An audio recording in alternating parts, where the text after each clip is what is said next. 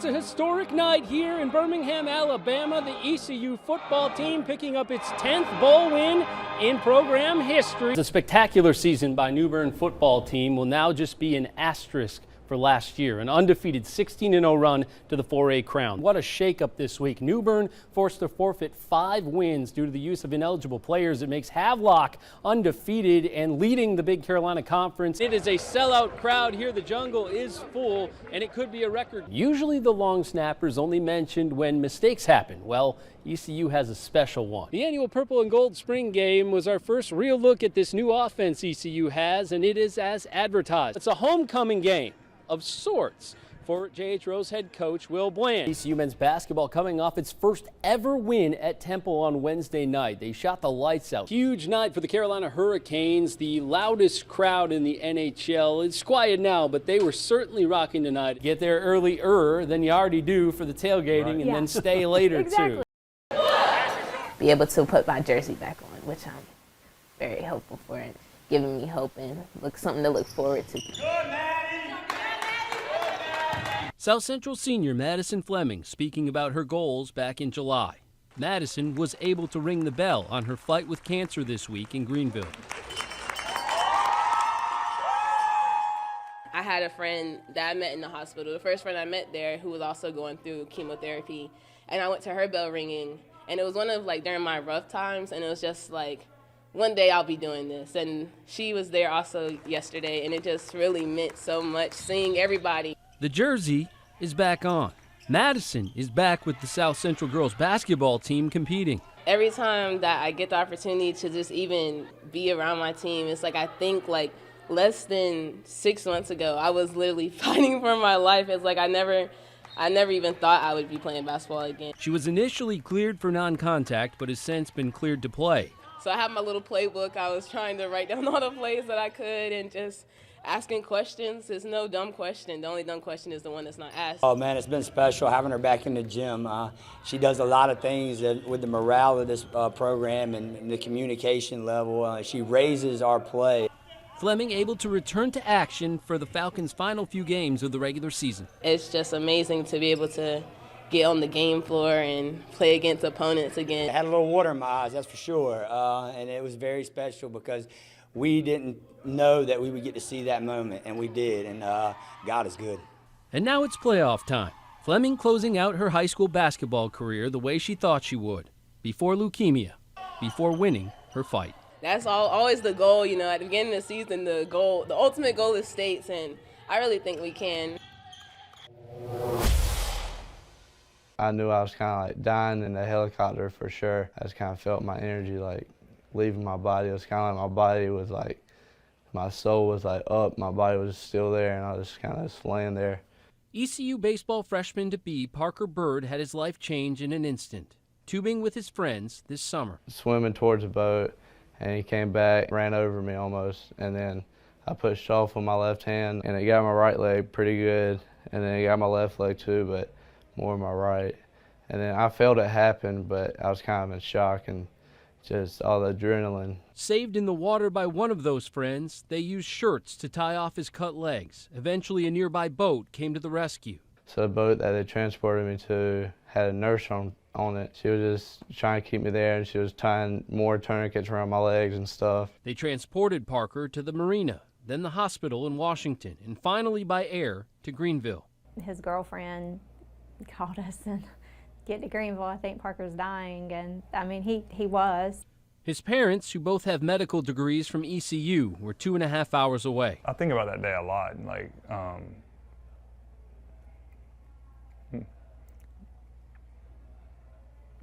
How getting that phone call just changed our whole world. ECU head baseball coach Cliff Godwin was there when the helicopter arrived. He's been a constant support. Even from the very beginning, I think he was one of the first people at the hospital when everything happened. He's been there the whole time. He'd come and check up with me in the hospital when I was having my bad days. Parker had 22 surgeries in 54 days following the accident. The first 15 felt like they happened every day. Back to back to back.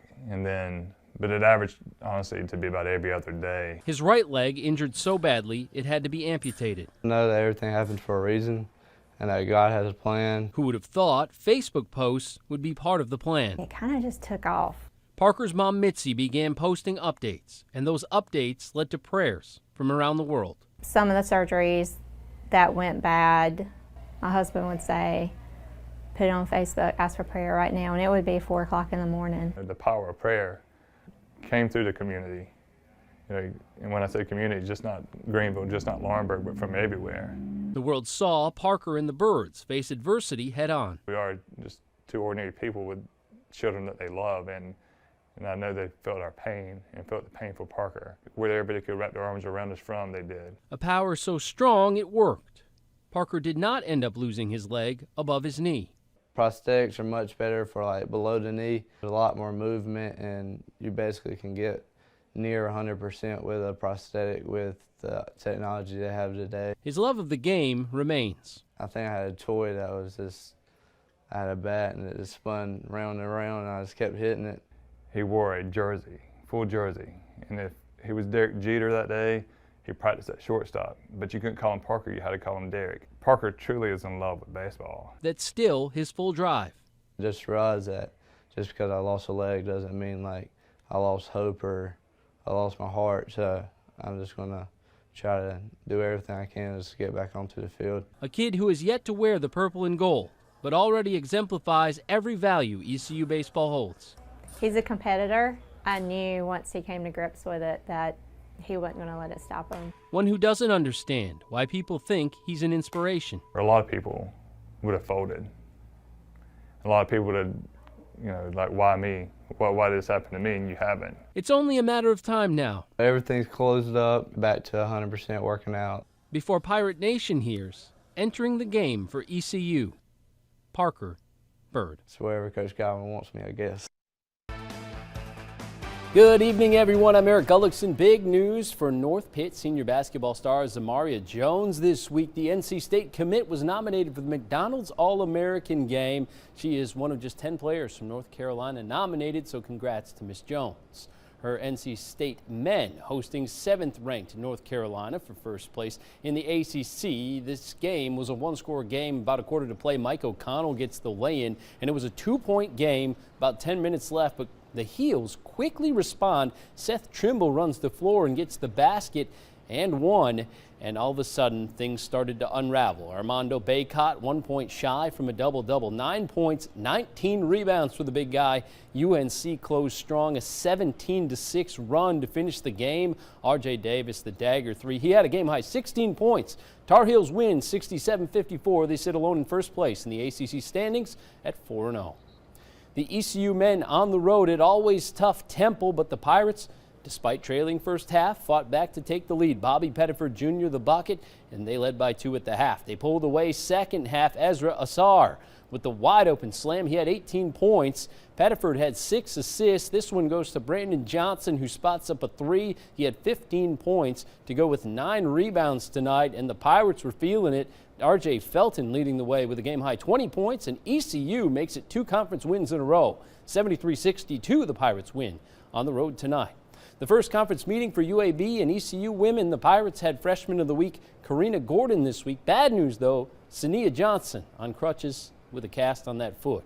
Pirates got big games from Farmville Central product Amaya Joyner, 16 points, 15 rebounds. Pirates were up a couple scores early. Danae McNeil also had one. She made the conference honor roll this week. Another 18-point game to lead the way for ECU for McNeil, but UAB was too much tonight. They separated in the second half, and they win 73-64 in the end tonight.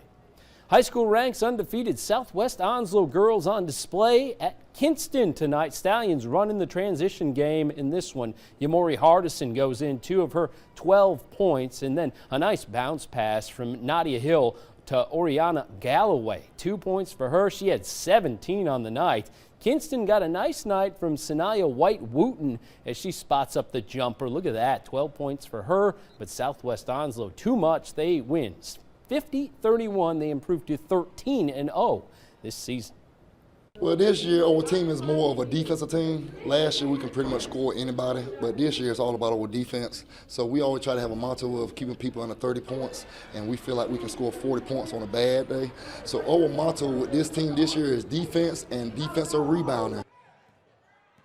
Hey, it's working. Kinston boys hosting Southwest Onslow as well. First place on the line in the conference, freshman Keyshawn Herring showing the moves. Look at this as he gets it to go. 13 points for him. Vikings up a few scores. Swarming defense, the story. It was Khalil Sanders, the steal and score. Kinston up throughout the first half tonight. Malik Hutchinson had a real nice half and a real nice game for the visitors. 19 points for the Stallions. He gets the putback here off the miss, but they were still trailing. Tyreek Copper with the team high 14 points for Kinston as he beats the halftime horn. Kinston takes the conference lead with a 64-50 victory tonight. Wanted to mention Alabama legendary head football coach Nick Saban is retiring. He won 6 national titles for the Crimson Tide. Dave.